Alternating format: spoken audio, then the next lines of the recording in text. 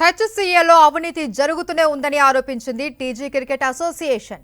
అండర్-14 selection పేరుతో అవినీతికి పాల్పడ్డారు అని టీజీ క్రికెట్ అసోసియేషన్ ఆగ్రహం వ్యక్తం చేసింది.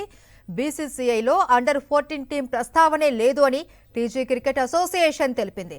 హెచ్సీఏ అవకతవకలపైన డీజీపీకి ఫిర్యాదు చేస్తామని టీజీ క్రికెట్ అసోసియేషన్ ప్రతినిధులు ప్రకటించారు. మరిన్ని డీటెయిల్స్ మా ప్రతినిధి సాయి కిరణ్ అందిస్తారు. సాయి కిరణ్.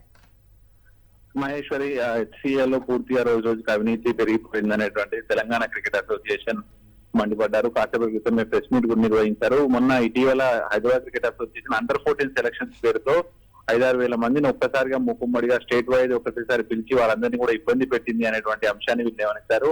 ఒక పర్టికులర్ గా ఒక ఆన్లైన్ రిజిస్ట్రేషన్ పెట్టి పిల్లలందరినీ కూడా ఇబ్బంది లేకుండా సెలక్షన్ చేయవచ్చు. కానీ సెలక్షన్స్ పేరుతో ఆల్రెడీ కొంతమందిని సెలక్షన్ చేసుకుని నామమాత్రంగా కేవలం సెలక్షన్స్ పేరుతో అందరినీ ఇబ్బంది పెట్టేటువంటి ప్రక్రియ చేస్తున్నారు. హెచ్సీఏలో దీనిపైన బీసీసీఐ కూడా ఫిర్యాదు చేస్తామనేటువంటి తెలంగాణ క్రికెట్ అసోసియేషన్ చెప్తుంది. ఇప్పటికే హెచ్సీఏకి సంబంధించి అనేక అవినీతి పెరిగిపోయింది కాబట్టి దానికి సంబంధించి గుర్తింపును కూడా రద్దు చేయాలి, లేకపోతే ఆ బాడీని ప్రక్షాళన చేయాలి అనేటువంటిది తెలంగాణ క్రికెట్ అసోసియేషన్ బీసీసీఐ కూడా లేఖ రాస్తామని చెప్పినటువంటి పరిస్థితి.